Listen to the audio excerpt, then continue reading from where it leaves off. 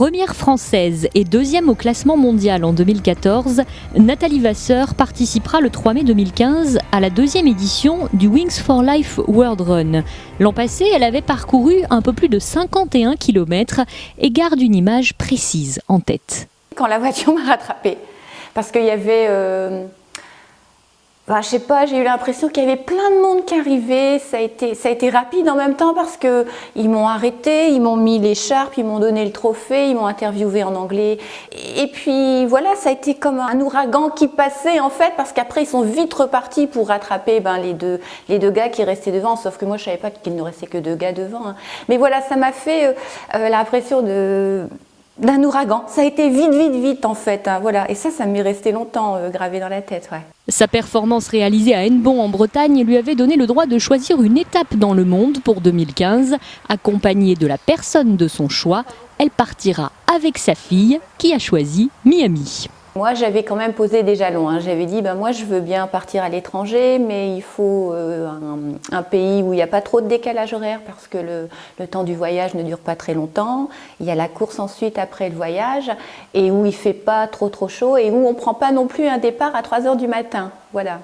Donc il fallait un peu calculer en fonction de ça, et puis Miami, ma foi, ça tombait super bien. En plus, Miami, c'est quand même une destination de rêve que toutes les jeunes filles, ou même les mamans, convoitent. En Floride, les concurrents s'élanceront à 7 h du matin et Nathalie Vasseur est plutôt confiante sur les conditions de course. J'ai regardé, a priori, il ferait 26-27 degrés. Bon, à 7 h le matin, un peu moins. Après, moi, quand j'arriverai, si je cours 4 heures, j'espère courir 4 heures. Bon, je me dis, il sera 11 h, midi. Mais bon, j'ai l'habitude de m'entraîner sous la chaleur. Ça ne me dérange absolument pas.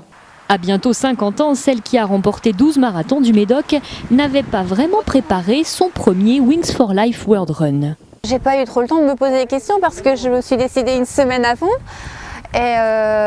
Et en fait, je ne savais pas trop où je partais carrément dans l'inconnu, donc je ne savais pas du tout à quelle allure il fallait que je parte. Et puis après, je me suis calée sur un rythme de croisière que j'ai gardé en fait jusqu'au bout, hein, mais je n'avais aucune idée. D'ailleurs, j'étais partie pour faire 30 km et pas 51 km. Pour 2015, les données ont changé, la préparation aussi. On a décidé de faire une préparation beaucoup plus longue que celle d'un marathon, donc on est parti sur 14-15 semaines, quand même. Avec une augmentation du kilométrage. J'ai déjà fait 140 km hebdomadaires les 4 premières semaines et puis j'espère passer à 150, 155 pour le reste de la fin de la prépa. Compétitrice, Nathalie Vasseur part évidemment à Miami avec un objectif. Faire mieux en termes de kilomètres.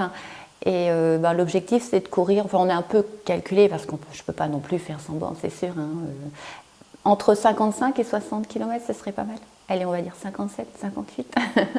Et outre la performance sportive, cette infirmière de bloc n'en oublie pas l'aspect caritatif de l'événement. On sait qu'on court pour quelque chose de très important, hein, la recherche contre les lésions de la moelle épinière. En tant que professionnel de la santé, c'est vachement important aussi.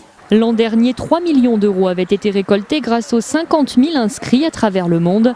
Quant à la meilleure féminine, c'était une Norvégienne qui avait dépassé les 54 km.